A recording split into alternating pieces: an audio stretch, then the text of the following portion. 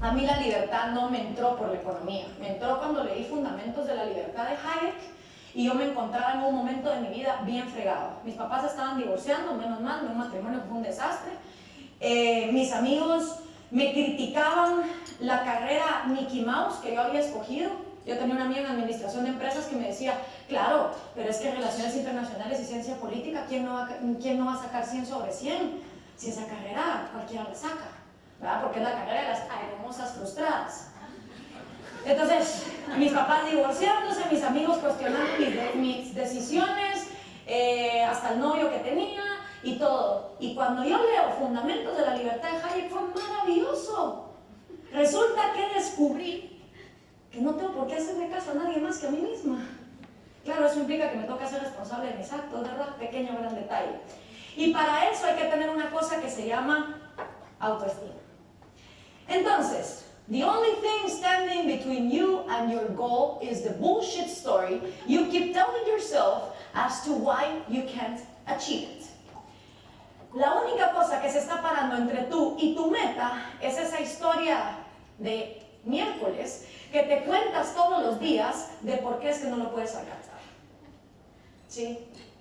Esto es lo que hay que decirle a los jóvenes. Les guste o no les guste, lo insulten a uno en redes sociales o no lo insulten a uno en redes sociales, porque es la manera más eficiente de vender la libertad. ¿Y por qué? Bueno, vamos ahorita sí a una parte que sí es de República versus Populismo. Por cierto, esta es la primera vez que veo de esta conferencia. Cuando ya se aburran, alguien me levanta la mano, porque pues no sé cuánto tiempo me puedo llegar a tardar. Pero hay que entender una cosa, el populismo siempre ha existido. Yo creo que junto con la política y la prostitución son las tres carreras con G más antiguas de la humanidad, ¿sí? Los romanos le llamaban pan y circo, pero estamos hablando del populismo que actualmente afecta a América Latina. Y lo que descubrimos en el movimiento cívico nacional es que ese populismo nace a raíz de la caída de la Unión Soviética en 1989 con el desplome del muro de Berlín. ¿Por qué?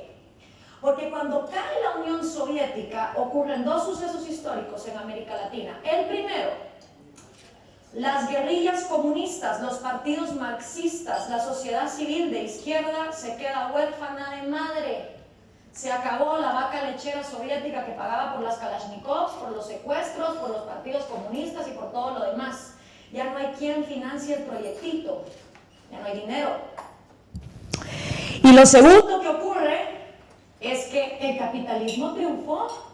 Todos vamos a vivir ahora en libre mercado. Finalmente sucumbió el comunismo. Ronald Reagan y Margaret Thatcher eran los chicos de la cuadra. Todos íbamos a ser felices subidos en un unicornio rosado. Entonces, primero la izquierda latinoamericana se encuentra ante un dilema.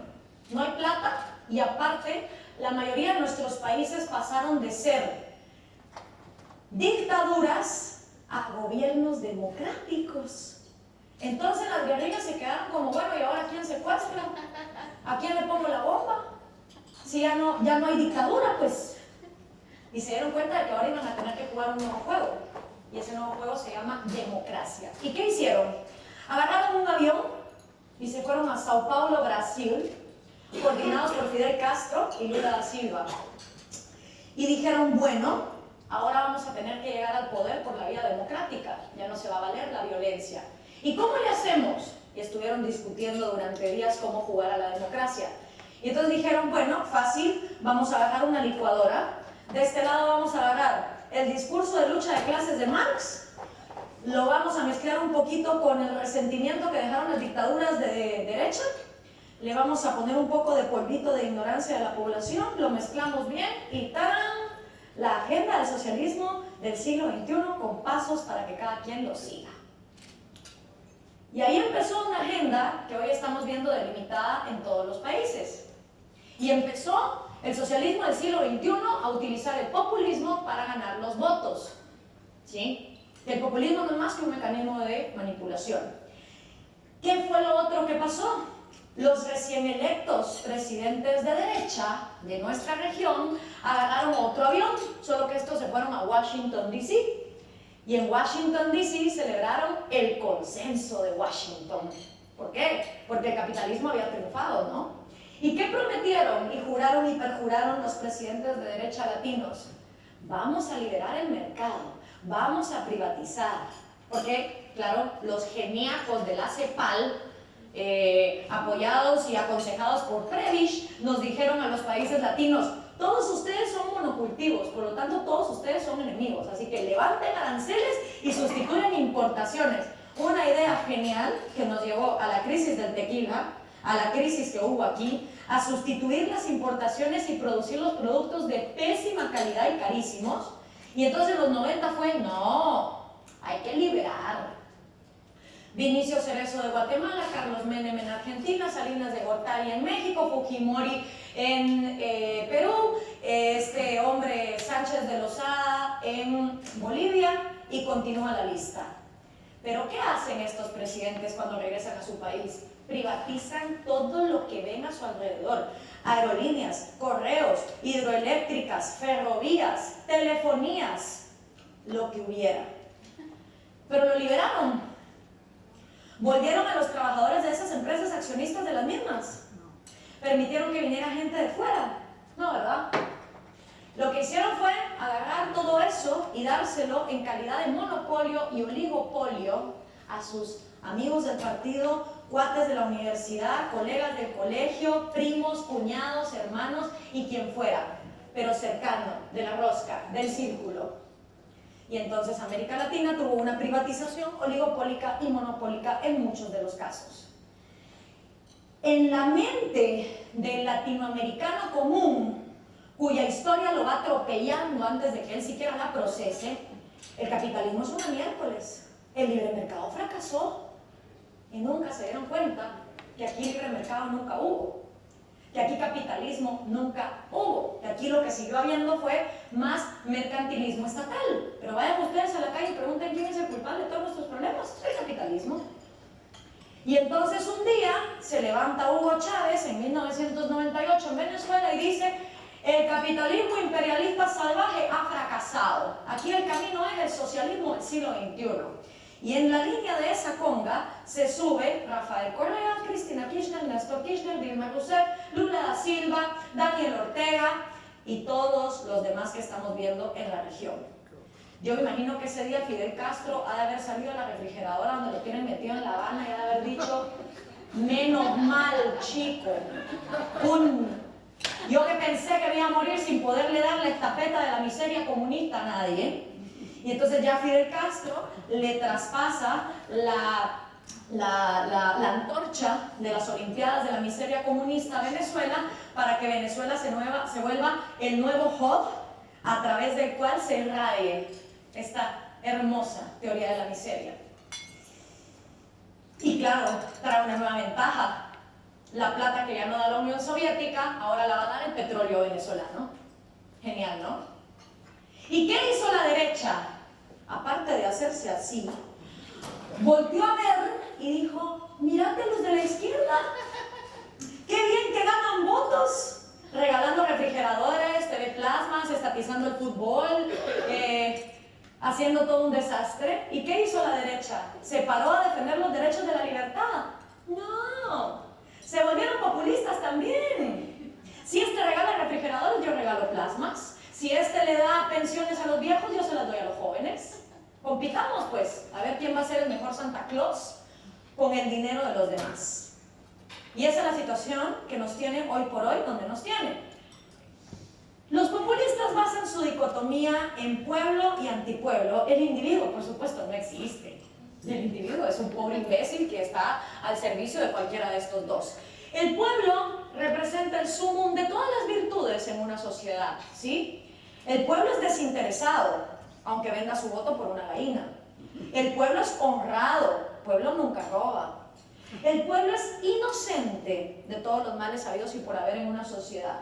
Y el pueblo está dotado de un instinto político infalible.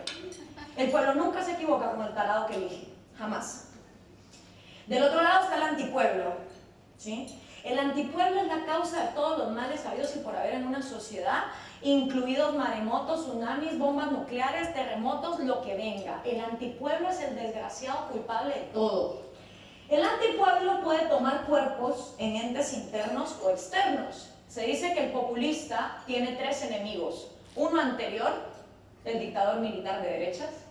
Uno interior, el desgraciado burgués inconsciente que vive en su burbuja. Y uno exterior, los yanquis. También puede ser la oligarquía, la plutocracia, los extranjeros, el clero, los judíos, la monarquía. En mi paso por Latinoamérica aprendí que en Brasil se les dice los coxinhas, en Argentina se les dice los gorilas, en Ecuador se les dice los pelucones. Y así, en cada lugar, el antipueblo tiene su nombre. Todo muy bonito y todo bien perfecto. El problema es que estos populistas desgraciados nunca nos mandan a nuestra casa una lista, ¿verdad? Que nosotros nos levantáramos en la mañana y recibiéramos una lista de nombres y que diga, a ver, de ahora en adelante, de tantos millones que tiene la población, ¿cuántos millones hay en Argentina? De 42 millones de argentinos, estos 20 ahora van a ser pueblo y estos 22 van a ser antipueblo, con nombre y apellido y número de identificación. Al menos así, uno abriría la lista y dice, bueno, me jodí, me tocó ser antipueblo, no tengo derechos. Pero no, ¿verdad? Nunca nos dicen quién está de qué lado, nunca queda claro quién va a pagar qué. Entonces ahí es donde empiezan los problemas. Porque cuando el populista habla, todo el mundo se cree pueblo. ¿A huevo quién va a querer ser antipueblo? ¿No? Y el problema es, ¿quién es pueblo? ¿Dónde vive pueblo? ¿A qué huele pueblo? ¿Dónde trabaja pueblo? A mí me encantaría ir un día a la casa de pueblo y tocarle la puerta. Buenas, ¿estará pueblo? Y que saliera pueblo. Un tipo así, pluricultural y multiétnico. Guapísimo. Y yo decirle, ¿qué onda pueblo? ¿Cómo estás? Y venirle y preguntar, ¿pueblo? Pueblo, estoy bien confundida, pueblo. Todo el mundo habla en tu nombre, pinche pueblo. Cristina Kirchner habla en tu nombre, Dilma Rousseff habla en tu nombre, Rafael Correa habla en tu nombre, Hugo Chávez habla en tu nombre, el Che Guevara, Adolfo Hitler, Fidel Castro, Carlos Marx, todo el mundo habla en tu nombre, pinche pueblo. Y encima cada quien tiene su teoría de qué es lo que quieres y lo que no. Entonces, ¿qué es lo que quieres, pueblo? ¿Cuál es tu verdad verdadera? Como decía Cantinflas. Pero no, ¿verdad? Pueblo no existe, pueblo no llora, pueblo no siente, pueblo no derrama lágrimas, pueblo no sonríe, pueblo no tiene hijos, pueblo no pasa hambre. Pueblo es una palabrota que la humanidad se ha inventado para entender la vida en sociedad. Pero lo que realmente habemos en este mundo se llama individuos, cada uno de nosotros. Sin embargo, cuando el populista habla, solo hay 2 opciones. Y así es como empieza el manual del populista, que para esto mejor está Enrique Krause, que ha escrito muchísimo de ello. Pero básicamente el manual del populista empieza dividiendo con odio a la sociedad. ¿Sí? Pueblo y antipueblo, ellos y nosotros, los buenos y los malos, los que sí y los que no. Luego, pues obviamente hay que acabar con la gente que desde el legislativo es oposición. Necesitas focas que te aplaudan, como alguien dijo ayer. Necesitas que los diputados pasen todas las leyes que tú querés. Luego tenés que ampliar los empleos estatales para extorsionar a tus aliados. En Venezuela 1 de cada 3 empleos los da el Estado. ¿Quién se va a rebelar cuando 1/3 de la población vive en ese sistema? Nadie.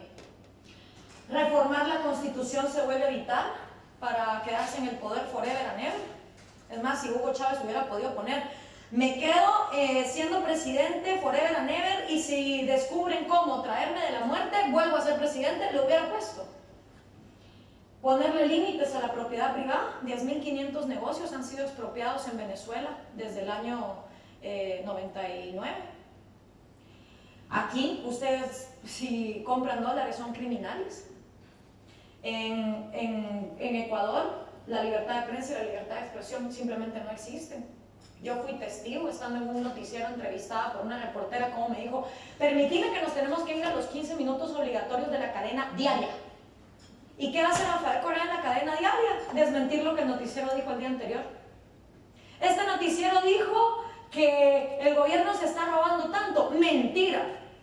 Entonces imagínense la confusión mental de la pobre gente que encima no entiende ni lo que ve, de ver un noticiero donde 15 minutos está el presidente desmintiendo lo que habías visto el día de ayer. Absurdo, ¿no? Anular al individuo y a sus 3 derechos fundamentales en nombre del pueblo. Entonces yo hice comparación de la república y el populismo con el fútbol. Para la república, el gobierno es un árbitro, ¿sí? Y la función del árbitro es que los jugadores en la cancha, o sea, los ciudadanos, jueguen al juego de la vida haciendo uso de sus 3 derechos fundamentales: vida, libertad y propiedad. El árbitro está para vigilar. Y no importa que los ciudadanos sean chaparritos y ágiles como Lionel Messi o altotes y guapotes como Cristiano Ronaldo, se asume que cada ciudadano, haciendo uso de sus capacidades y siendo sus 3 derechos, vida, libertad y propiedad, respetados, va a poder hacerse cargo de sí mismo, de correr la canchita solito. El árbitro está simplemente para vigilar, porque siempre ha habido, nunca faltará y siempre habrá el desgraciado que le mete un codazo al derecho de vida de uno, una patada al derecho de libertad de otro, o empuja el derecho de propiedad privada de alguien más. Cuando esos abusos pasan, el árbitro tiene que venir y pitar, sacar de la cancha a ofensor y ofendido y llevarlos a juicio. Y mejor si el juez puede actuar con common law y no con positivismo francés, para tener el suficiente raciocinio de decir: a ver, usted, ¿por qué arremetió contra la vida de él, contra su propiedad, contra su libertad? Idealmente, se le pone un castigo al que ofendió, se le lleva a la cárcel o se le hace pagar una multa, y a la víctima se le reinserta en la cancha. Continúa el juego. Según la República, ese es el trabajo del gobierno: estar todos los días de árbitro, sacando de la cancha a los criminales, castigándolos y dejar siempre a los ciudadanos ejerciendo sus 3 derechos. El populista no.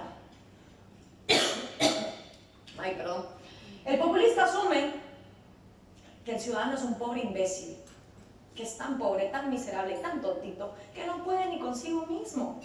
Entonces, para el populista, el gobierno no solo es árbitro, es portero, delantero, defensa, público que está sentado en el estadio, policía que está vigilando el estadio, dueño del estadio, los que están afuera revendiendo todavía entradas y el que está tratando todavía de entrar al estadio.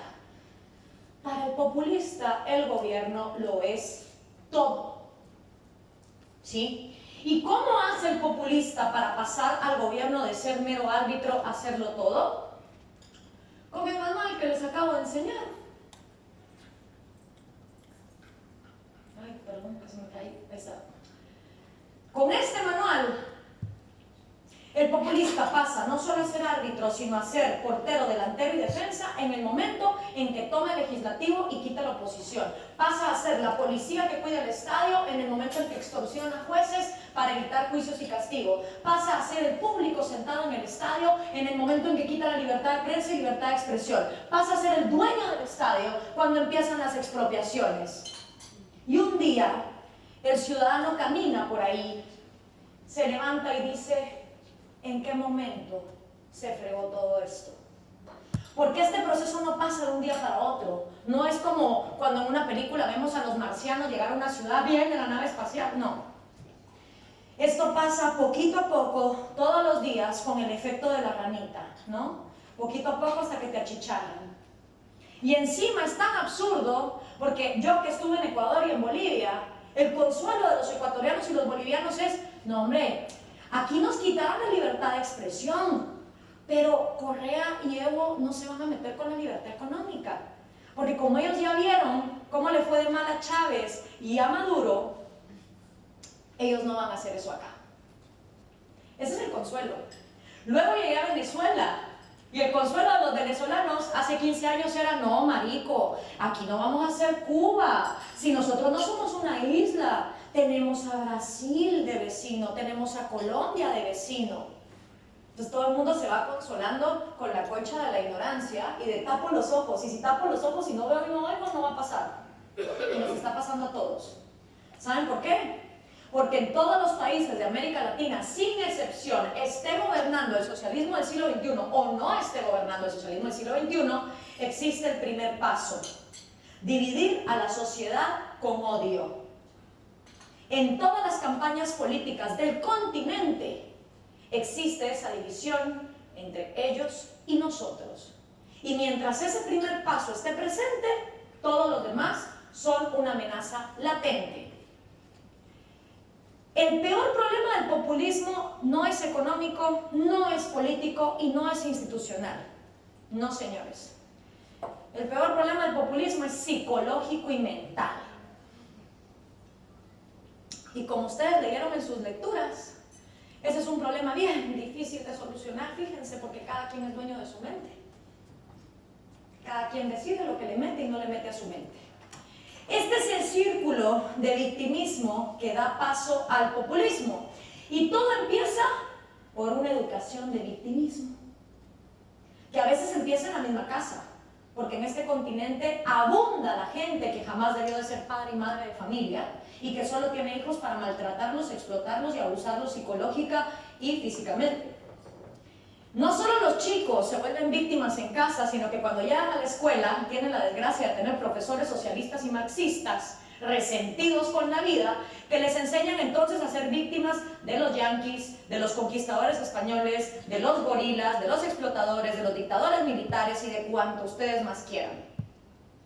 Y aparte van a la iglesia, donde les dicen que ser pobre está bien, porque así van a tener un pedazo de cielo más grande todavía. Entonces la gente crece como víctima. ¿Y qué pasa con la gente que crece como víctima? Que luego tiene baja autoestima. ¿Sí? Si ustedes leyeron la lectura de Nathaniel Branden del respeto a uno mismo, sabrán que la baja autoestima empieza porque uno no se siente capaz de transformar las circunstancias que tiene a su alrededor, porque está negando la conciencia que hay que desarrollar para analizar la realidad de acuerdo a la razón. Eso produce inseguridad. La gente que no tiene autoestima es insegura de sí misma. No sabe lo que quiere ni cómo conseguirlo. Ponerle un reto en la vida es aterrarlo. Mira, ¿por qué no te buscas una beca y te vas al extranjero? No, hombre, estás loco. Yo irme a otra cultura, uy, no, ahí a saber qué comen ni cómo será el clima, no. Mira, ¿y por qué no le hablas a otros amigos y con los tuyos no te sentís bien? Uy, no, qué pena. Aparte, esa gente sabe ni quién es. Viven llenos de prejuicios con tal de justificar sus inseguridades. Y obviamente le tienen pánico a tomar riesgos. Riesgos sociales, culturales, artísticos, pero sobre todo económicos. Vayan a decirle ustedes a alguien con baja autoestima, inseguro de sí mismo, que ponga un negocio. ¿Por qué no pones un negocio? ¿Por qué no te vuelves emprendedor? No, mano, estás loco. Yo poner un negocio de mi dinero mío, de mí, salido de mi bolsillo mío. No, hombre, imagínate, lo pierdo todo. Bueno, brother, mira, pero todo el mundo fracasa. Albert Einstein no a la primera encendió el foco, pues. No, mano, estás loco. El problema es que esta gente educada como víctima, con baja autoestima, insegura de sí misma y con pánico a tomar riesgos, todavía quiere ser millonaria, todavía quiere la plata, las mujeres, las mansiones, los helicópteros, los yates, los viajes. Y entonces, ¿cómo le hacemos? Bueno, pues en América Latina hay de tres. O te vuelves un empresario crony, de esos que no les gusta competir, poniéndose bien los pantalones y compitiendo libremente, y te vas a refugiar en las faldas del gobierno. O te vuelves narcotraficante, o la que a todo el mundo le gusta más, meterse de político. ¡Tin, tin, tin! Voltear a ver al gobierno como mina de oro. Claro, obvio. Me tiro de político, me tiro de alcalde, de intendente, de diputado, de presidente. Y cuando quede, agarro el dinerito del pueblo y pongo mi propia empresa. ¿De qué? De lo que sea. Hoteles en el sur, bancos, aerolíneas, casinos, ¿qué importa? Y si me va bien, buenísimo, no tuve que sacrificar un centavo mío y me volví millonario. Y si me va mal, ¿qué importa si el dinero no es mío? El dinero es del pueblo, y como pueblo no es nadie, que se jodan los demás.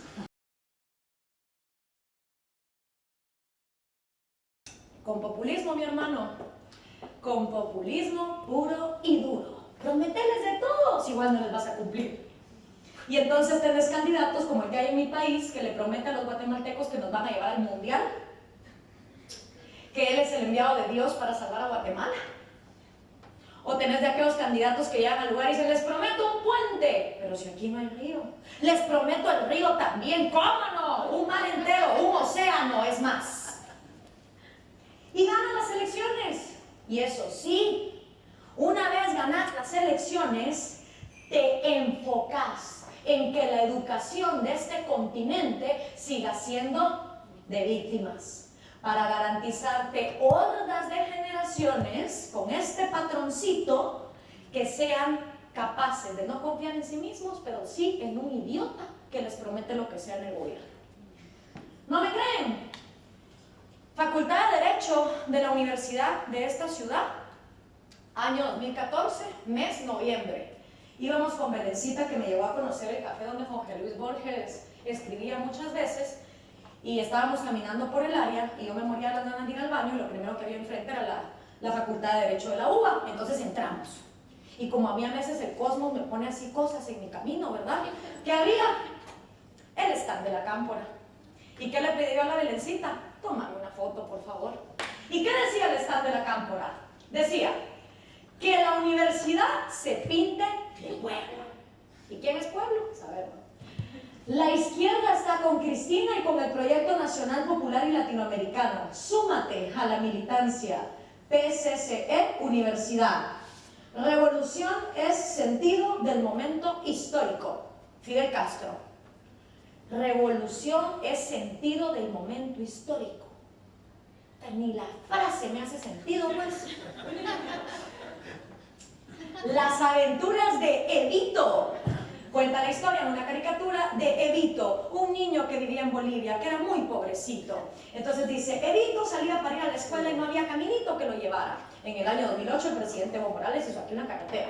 Evito abría el chorro y no salía agua. En el año 2009 Evo Morales puso 300 chorros en no sé qué aldea. Y la mejor de todas y mi favorita, libros de primero primaria en Venezuela.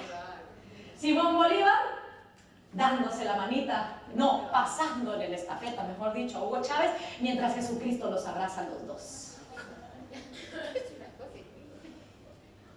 Y así es como se le enseña a leer a los niños en Cuba. Che, cha, che, chi, cho, chu. El che luchó en Cuba, mochila. ¿Quién no conoce a este hombre de la boina guerrillera? ¿Quién no conoce su nombre? ¿Quién no conoce su cara? ¿Quién no quiere ser como era Che Guevara? Educamos víctimas que le rindan tributo a muertos. Eso es lo que estamos educando. Piense como un socialista del siglo XXI.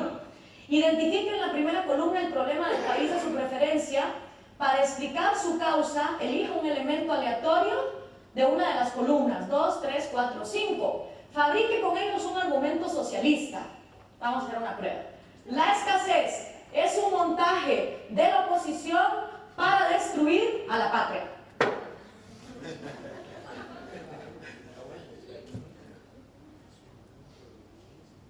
Fácil.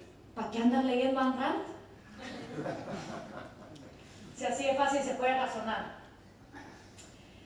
Ahora, hay una gran verdad en todo esto. Los socialistas juegan con nosotros una cosa que en psicología se llama el espejo.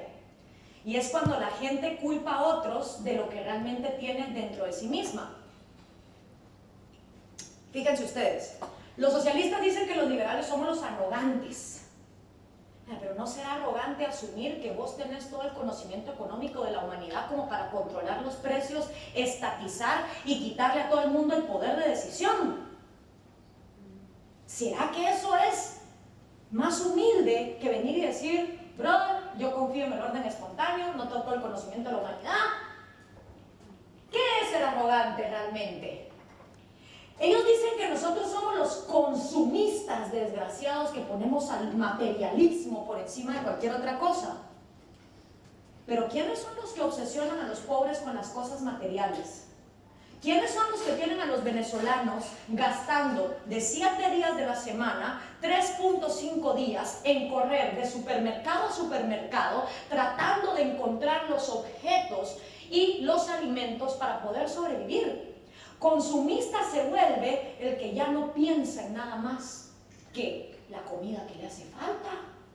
Porque cuando vos no tenés leche, ni pañales, ni aceite, ni carne, ni proteína, ni vitaminas, ni productos de higiene personal, discúlpame, pero no me vengas a decir que vas a tener tiempo de leer un libro, de filosofar, de culturizarte, de ir a jugar tenis con tus hijos, de hacer algún deporte, de viajar o de ponerte a pensar. No. Los que están reduciendo a los humanos a un animalismo consumista son ellos. Porque los vuelven nada más que animales que están todo el día pensando dónde voy a conseguir comida. Ese es el estado natural de Hobbes. ¿Quiénes son los hipócritas? ¿Nosotros o ellos? Porque ellos relativizan los derechos. El derecho a la vida sí, pero hay gente que merece ser asesinada. El derecho a la propiedad sí, pero es que hay unos que mejor hay que expropiarlos. Y el derecho a la libertad sí, pero hay unos que mejor que se callen. Ellos. Y nosotros no hemos tenido los pantalones de darle la vuelta a ese espejo y ponérselos en su cara y enseñarles lo que son. Y nos quedamos calladitos hablando de teoría económica. Para ellos, Pinochet era un desgraciado hijo de P por haber asesinado a toda la gente que asesinó. Pero el Che sí que bueno que mate, porque como él sí me cae bien. ¿Es o no es el derecho a la vida absoluto? Entonces, ¿qué más da las ideas del asesino o del lado en el que está?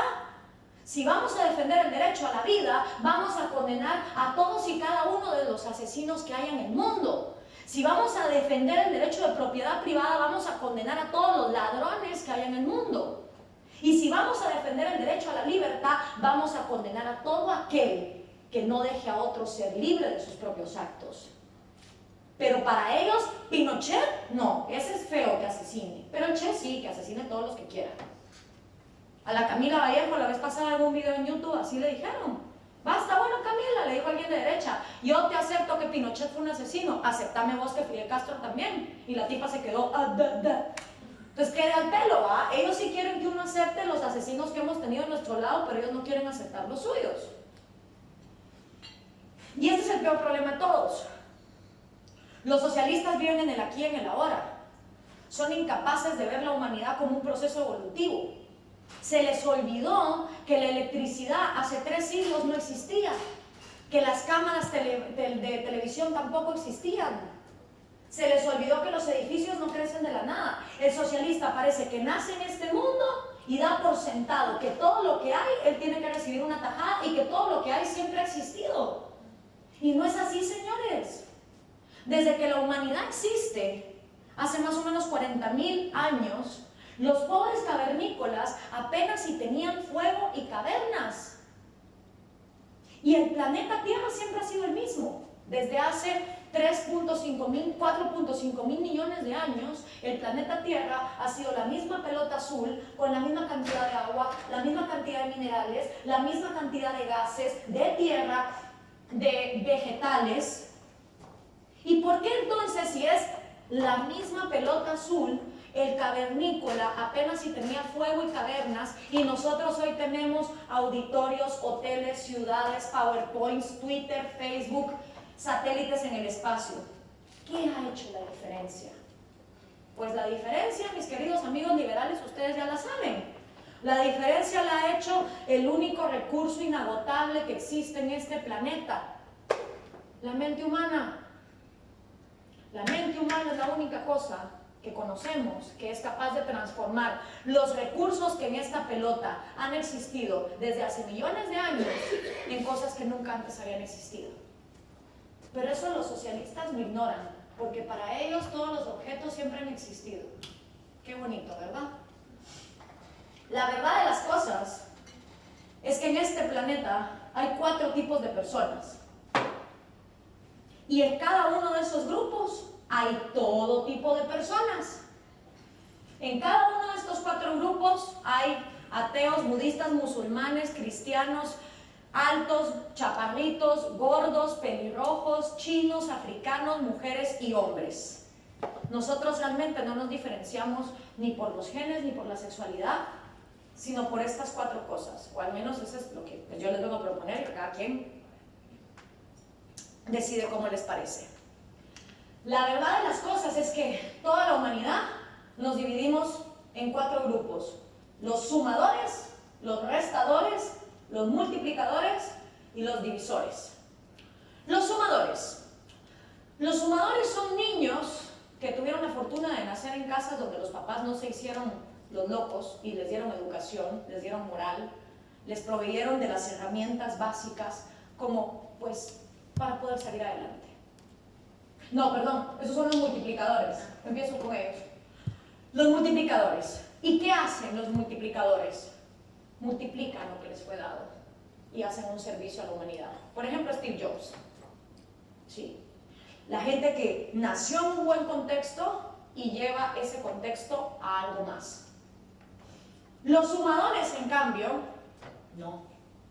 Los sumadores pueden ser como un Rockefeller, pueden ser personas que vienen de muy abajo, de circunstancias muy difíciles, de la miseria, de la pobreza, de una madre que fue prostituta, de un papá que fue alcohólico, de un pasado de violencia, de lo que ustedes quieran. Y de la nada transforman esa realidad triste y fea y le suman a su vida algo positivo, no solo material, sino también mental. Luego vienen los restadores. Los restadores, en la misma situación que los sumadores, nacen en circunstancias difíciles, en favelas, en villas, en lugares donde no hubo la oportunidad de salir adelante, pero ellos no se la buscan tampoco. ¿Sí? Porque dicen, claro, yo cómo no voy a ser ladrón si mi mamá es prostituta. Yo cómo no voy a ser borracho si nací en una favela. Justifican el seguir siendo criminales, miserables y pobres por el contexto del cual vienen. Y luego están los divisores. Los divisores son los peores desgraciados que puede haber en esta humanidad. Son los que nacen en cuna de oro, con todo puesto en bandeja de plata y les vale madres todo. Los famosos hijos de papi o un James Tanner cualquiera. Son gente que nacieron en cuna de oro, que tuvieron todas las oportunidades del mundo para contribuir a que este mundo fuera algo mejor y simplemente las desperdiciaron. Ya sea porque se meten a perder la herencia del abuelo, a hacer malos negocios, a despilfarrarlo todo. Entonces, esos son los contextos que hay. Y cada uno de nosotros decidimos si vamos a ser un sumador, un multiplicador, un subtractor o un divisor, dependiendo, eso sí, del contexto donde hayamos nacido. No tiene nada que ver con nuestro color de piel, nuestra nacionalidad, nada. Es una decisión personal.